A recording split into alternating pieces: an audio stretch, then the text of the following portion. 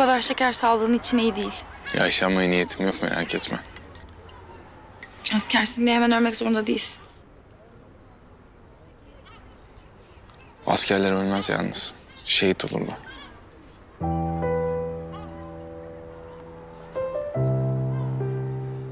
Hastaneye geldiğin ilk gece onun sevgilisi olduğunu anladım. Sana kolyeyi verecektim ama gitmiştin.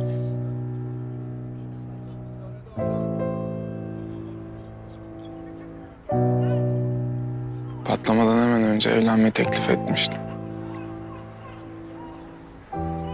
Kabul etmişti. Yazın evlenecektik.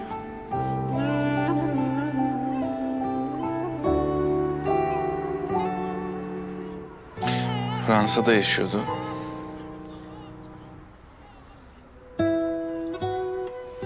Benim için Türkiye'de yaşamayı kabul etti.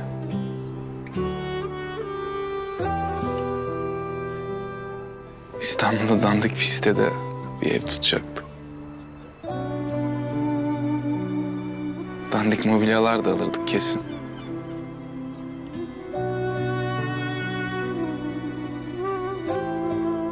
Sonra o her şeyi güzelleştirecekti.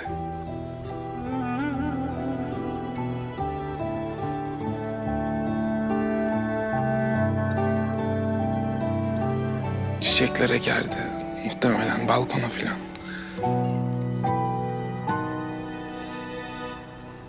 Köpeğimiz bile olurdu herhalde. Sonra ben giderdim, o sıkılırdı.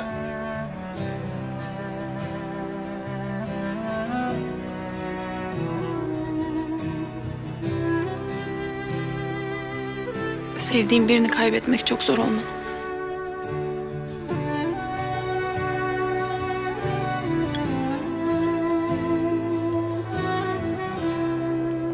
Kaybetmenin her türlüsü zor. Kendini suçluyorsun.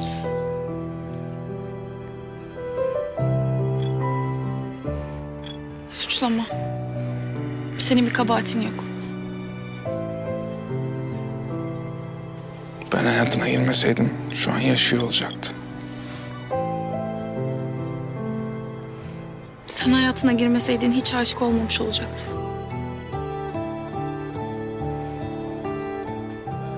Hep yalnız yaşayacaktı. Hayatında hep senin gibi birisi olmasını isteyecekti. Bilmiyorum ya.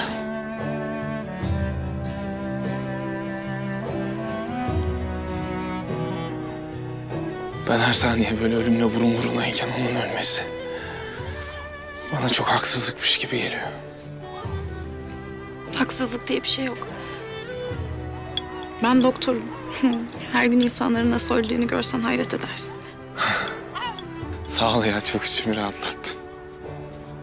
Ya çok saçma konuştum ya.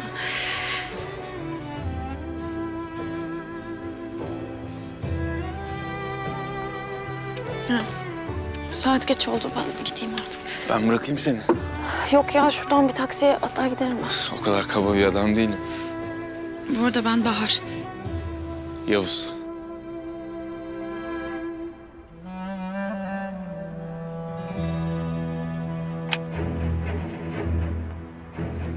Çolak çok kızacak. Korkuyorsanız defolup gidin. O adam benim babamı öldürdü. Onun leşine tükürmeden hiçbir yere gitmem. Bak her şeyi tehlikeye atıyorsun. Sarı komutan bu gece ölecek. Hazırlan.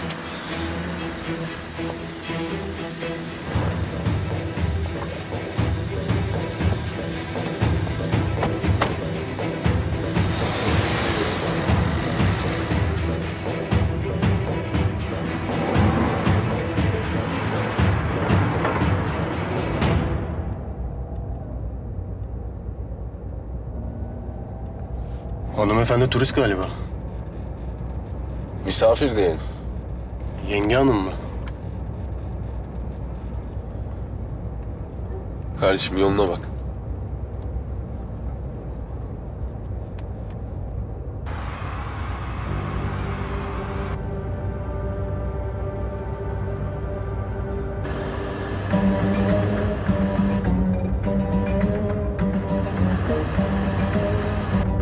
devam et. Hızlı git, sakın durma. Yavaşlama, devam et. Devam et, sakın durma.